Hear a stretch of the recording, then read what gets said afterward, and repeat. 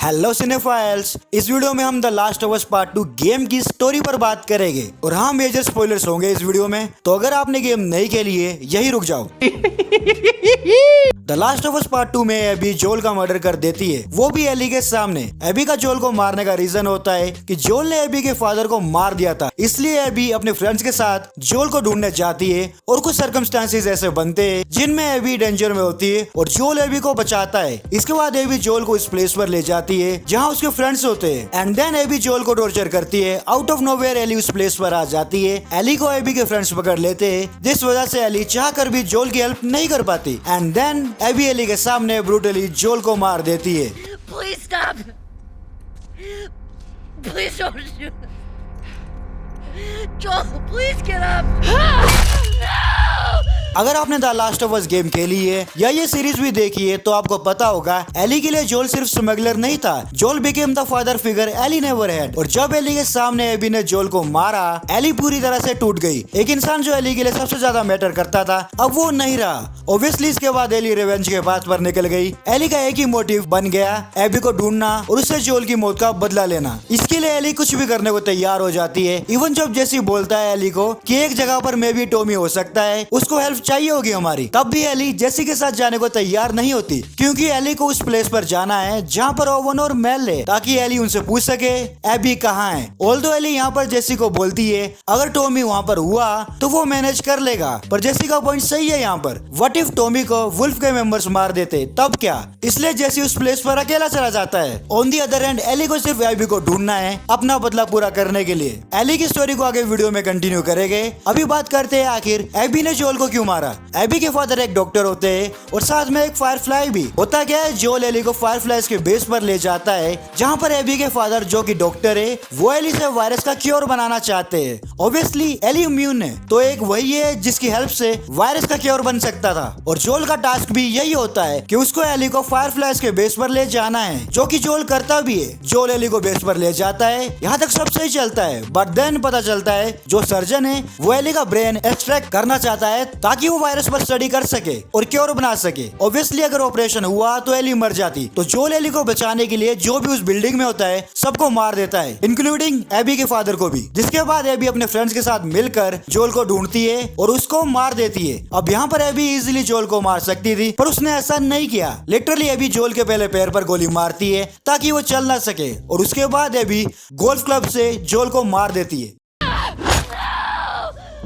यहाँ पर थोड़ा सा एबी के कैरेक्टर आर्क पर बात करते हैं। अपने फादर की डेथ से पहले एबी एक काइंड और इनोसेंट गर्ल थी जिसका अपने फादर के साथ काफी अच्छा रिलेशन था और ओवन के साथ एक अच्छा खासा लव एंगल भी था इसका। पर अपने फादर की डेथ के बाद एबी को बस जोल से बदला लेना था, और इस चक्कर में एबी ने ओवन के साथ अपने रिलेशनशिप को भी कोई इंपॉर्टेंस नहीं दी, जिस वजह से ओवन और एबी का ब्रेकअप हुआ और बाद में ओवन भाई साहब मेल के साथ रिलेशनशिप में आ गए। एनीवे जोल को मारने के बाद एबी एज यूजुअल अपनी लाइफ जीने लगती है। आइजक जो कि वॉशिंगटन लिबरेशन फ्रंट यानी वुल्फ का लीडर है, ये एबी को मिशन पर भेजता है। इस टाइम तक सब कुछ सही चलता है एबी की लाइफ में। फिर पता चलता है कि ओवन ने एक वुल्फ सोल्जर डैनी को मार दिया, ऑल्दो ओवन डैनी को मारना नहीं चाहता था। होता क्या है, ओवन और डैनी का एनकाउंटर इनके एनिमी स्कार या सेराफाइट जो आपको सही लगा कह लो इनसे होता है, और वो एनिमी ओवन और डैनी के आगे सरेंडर कर देता है। अब ओवन उस सेराफाइट को नहीं मारना चाहता, जबकि डैनी ओवन को फोर्स करता है सेराफाइट को मारने के लिए, जिस वजह से दोनों में झगड़ा होता है और गलती से ओवन डैनी को शूट कर देता है। ऑब्वियसली आइजक ओवन को अपने ही मेंबर को मारने के लिए माफ नहीं करने वाला था, जिस वजह से ओवन सिएटल एक्वेरियम में छुप जाता है, और बाद में मेल जो कि इसकी गर्लफ्रेंड है और वो प्रेग्नेंट भी होती है, ये भी ओवन के पास चली जाती है। एंड देन एबी आइजक के अगेंस्ट जाकर ओवन को ढूंढती है। इस जर्नी में एबी को दो सेराफाइट सिबलिंग्स मिलते हैं, यारा और लेव, जिनको इनके ही ग्रुप के मेंबर्स मारना चाहते हैं। लॉन्ग स्टोरी शॉर्ट, पहले ये एबी की हेल्प करते हैं और फिर एबी इन दोनों की हेल्प करती है और इनको एक सेफ प्लेस पर छुपाकर ओवन के पास चली जाती है, पता करने के लिए कि क्या ओवन ने इंटेंशनली डैनी को मारा था या नहीं। एबी ओवन से मिलती है। ओवन एबी को सब कुछ बताता है कि वो डैनी को मारना नहीं चाहता था, उसने सेल्फ डिफेंस में ऐसा किया, और फिर दोनों के पुराने अरमान जाग गए। इसके बाद तुम गेस कर लो क्या हुआ होगा। वही हो जो मेरी और तुम्हारी जिंदगी में बिल्कुल भी नहीं हो रहा है।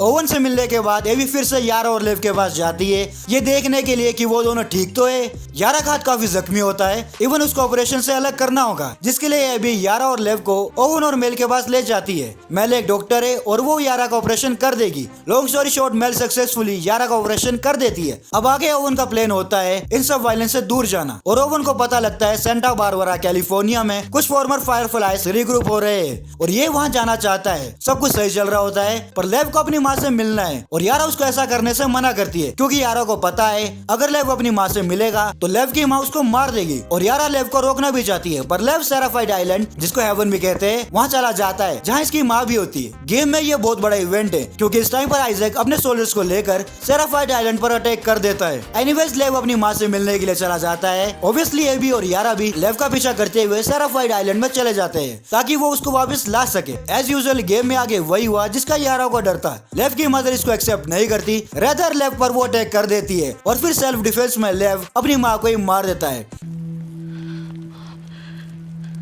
बाद में एवी और यारा लेव को ढूंढ लेते हैं और ये सब उस आइलैंड से बाहर जाने लगते हैं। सडनली यारा को एक वुल्फ का सोल्जर शूट कर देता है। देन आइजैक वहाँ आ जाता है और वो लेव को शूट करना चाहता है, पर एवी लेव को प्रोटेक्ट करती है। आइजैक को इस पॉइंट पर एवी से भी कोई मतलब नहीं होता, वो एवी को भी शूट करने लगता है, पर सडनली यारा जो लग रहा था मर गई है वो आइजैक को शूट कर देती है, जिस वजह से सोल्जर्स यारा को शूट करते हैं और एवी और लेव वहाँ से भाग जाते हैं। गेम में ये काफी एपिक मूवमेंट है। इनफैक्ट ये पूरी सेराफाइड आइलैंड की सीक्वेंस काफी अच्छी है। अब लॉन्ग स्टोरी शॉर्ट, कितनी बार बोल दिया यार मैंने ये।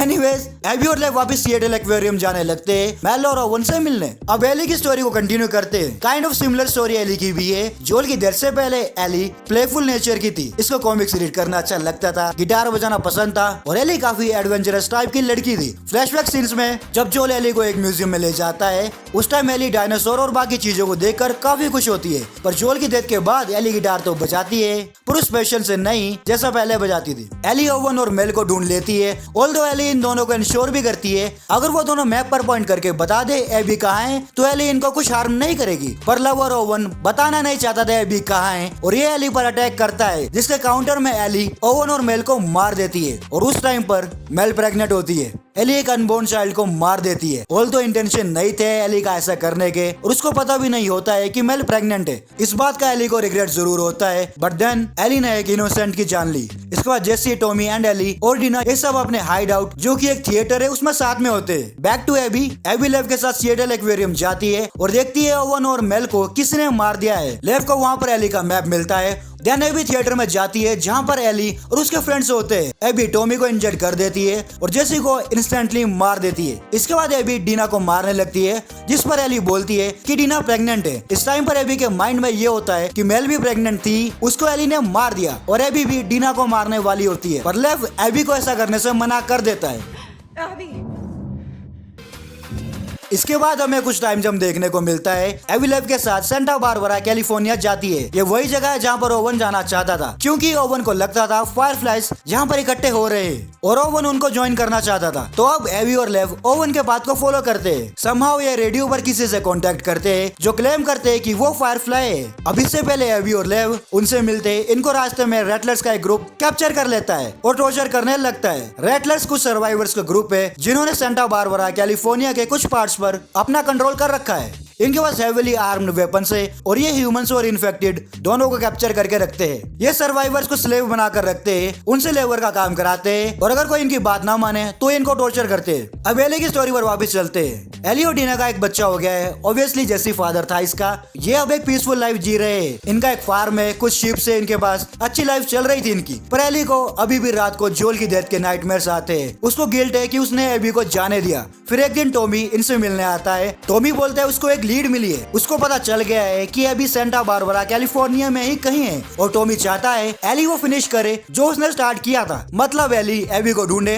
और उससे जोल की मौत का बदला ले। पर डीना नहीं चाहती थी एली फिर से रिवेंज के बात को फॉलो करे। रिवेंज की वजह से उन्होंने जेसी को खो दिया और खुद भी मरने से बचे और अब इनकी एक फैमिली है और डीना नहीं चाहती एली अपनी फैमिली को छोड़े। पर फिर भी एली रिवेंज को चूज करती है और सेंटा बारबरा चली जाती है। एली रेटलर से लड़ती है, स्लेव्स को फ्री करती है, जिससे उसको पता चलता है एबी कहाँ पर है and long story short, Ellie Abby को ढूंढ लेती है। एली एबी को बचाती है पहले तो, फिर एबी लेव को ढूंढती है और उसको ढूंढने के बाद एबी बोट से लेव को लेकर वहाँ से भागना चाहती है, पर एली एबी को बोलती है, I can't let you leave. Abby यहाँ पर रेजिस्ट करती है कि उसको एली से नहीं लड़ना। I'm not gonna fight you. Yes, you will.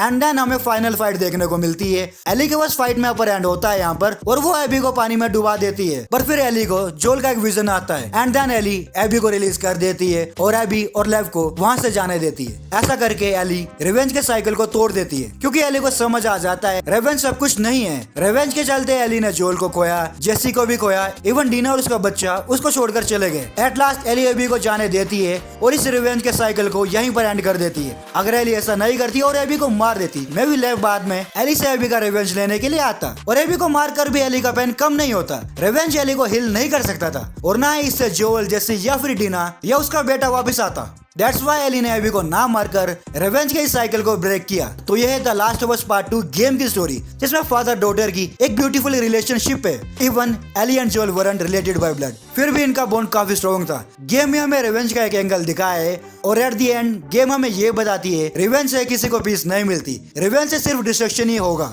चाहे वो एली का कैरेक्टर हो या एबी का, दोनों ने रिवेंज के चक्कर में अपना सब कुछ खो दिया। तो ये रहा इस वीडियो में। आई नो ये वीडियो काफी लंबी बन गई है। अगर आप यहाँ तक इस वीडियो को देख रहे हो तो वीडियो को लाइक कर दो और चैनल को सब्सक्राइब कर देना। मुझे पता है बहुत कम लोग इस वीडियो को देख रहे हैं, एम करते सिर्फ 10 लाइक्स का। जरो भाई।